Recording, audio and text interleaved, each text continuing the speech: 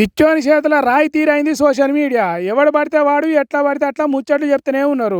రాసే రాతలు కూసే కూతలు చెప్పే మాటలు తప్ప ఒప్ప అనేది పక్కకు పెట్టి ఇష్టం ఉన్నట్టు చేస్తున్నారు. వాళ్లకు అడ్డు అదుపు అనేదే లేకుండా పోయింది. అందుకే తలుగు ఇడిచిన బర్రె తీరుగా తలా తోక లేని ముచ్చట్లు మందిని బదనం చేసే వార్తలు అడ్డగోలు ప్రచారాలు సోషల్ మీడియాలో పెడుతున్నారు.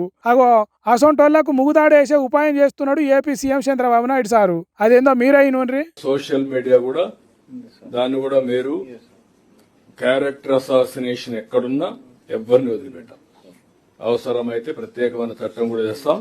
అదే మరి 16 years కూడా వర్కౌట్ చేస్తున్నారు. అది కూడా ఒకసారి హోంవర్క్ చేసి అది కూడా తీసుకొస్తే ఎక్కడ కూడా ఇష్టానుసారంగా విచ్చలు పెడతారం మాత్రం ఉండడానికి వీల్లేదు. అంతే సారు, ఇడిచిపెట్టద్దు. ఈపులు సాపయ్యే పని చేయాల్సిందే సారు. ప్రజలు ఓట్లేస్తే గెలిచిన నాయకుడు అనే మర్యాద లేకుండా ఎవరి ఇష్టం వాళ్ళే అన్నట్టు చేస్తే ఊకోవద్దు సారు. సోషల్ మీడియాకు అడ్డు అదుపు ఉండదంటారు గాని తప్పకుండా వాటికి బ్రేకులు వేయాల్సిందే, స్పీడ్ బ్రేకర్లు కట్టాల్సిందే సారు. కానీ ఆ చట్టాన్ని మీరు తయారు చేయాలని చెప్పే రూల్స్ ను అడ్డం పెట్టుకొని సర్కారును విమర్శించేటోళ్లను లోపటయ్యారనే గ్యారంటీ ఏమున్నది సారు? మనిషిని తక్కువ చేసినట్టు పోస్టులు వీడియోలు పెట్టేటోళ్లను గట్టిగానే అరుచుకోవాలి. అదే పద్ధతి ప్రతిపక్షాలకు కూడా ఉండేటట్టు చూడాలి సారు. అంతేగాని చట్టం మా అయ్యవల చుట్టం, దాన్ని తయారు చేసింది మేమే కాబట్టి ఇష్టం ఉన్నట్టు వాడుకుంటాం. చంద్రబాబు పాలనను శటాకు మందం మాటలన్నా అరెస్టు చేస్తాం అన్నట్టే చంద్రబాబు పాలనను శటాకు మందం మాటన్నా అరెస్టులు చేస్తామంటే కుదరదు సారు. ఒకవేళ నిజంగానే రాజకీయాలలో ఉన్న లీడర్లను కొందరు కావాలనే గలీజ్ కామెంట్లు పెడితే అందరి మీదే చర్యలు తీసుకోవాలి. అంతేగాని మనది సంసారం మందిది వ్యభిచారం అన్నట్టు చేయొద్దు అని కోరుకుంటున్నారు. చంద్రబాబు సారు గురించి, సారు పాలనా పద్ధతి గురించి తెలిసిన ఏపీ పబ్లిక్. నాకు తెలుసా నీకు సంగతి నాకు తెలియదా? నా అడ్డుని గల్లబట్టి అతను ఫోజు ఊకోను సీఎని ఊకోను ఆయన సంగతి నేను తెలిచేస్తా. అచ్చా వాడెవడరా హోంగాడు ఎవడాడు? అరే హోంగాడు మా బాబు 5,000 ఆరేస్తాడు. ఒక అమ్మగా అయ్యే ఉంటుండే రాదా నా కొడుకు? వాడు హీరో కాదు, వాడు సీఐ వాడు వాడు ఇంకా సినిమా హీరో అనుకుంటున్నాను. పోలీస్ నా నేను అపోజిషన్ లో కూడా చెప్పినా నీకు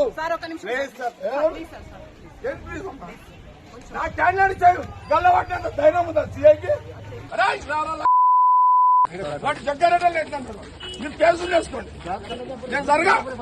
ఆహా ఆహా, అవి మాటలు కావు, సత్యవాక్కులు, ధర్మసూక్తులు, సుభాషిత రత్నాలు, పబ్లిక్ కు జ్ఞానోదయం కలిగించే నీతి సూత్రాలు. నా కొడుక లం కొడుక పోజులుదే అంటే ఊకోను, వాని సంగతి చెప్తా. అరే సాలే తుమ్, అమ్మ అయ్యకు పుడితే రారా నా కొడుక, అరే సిఐ గాండు, అరే గాండు ఉచ్చదాగిండు, వాని సంగతి తెలుసు అనే మాటలింటంటే ఒళ్ళు పులకరిస్తున్నది కదా, చెవులల్లా అమృతం పోసినట్టున్నది కదా. మరి లేకుంటేంది, మనకేంది ఈ కర్మ చెప్పుర్రి? పబ్లిక్ గా కెమెరాలు తన దిక్కే ఉన్నాయని తెలిసినా మాజీ ఎమ్మెల్యే జగ్గారెడ్డి నోటికొచ్చిన బూతులు మాట్లాడుతున్నాడు. ఇంత పద్ధతిగా గౌరవంగా మాట్లాడేటోళ్లే మన లీడర్లంటే అస్సలు బాధపడకుర్రి.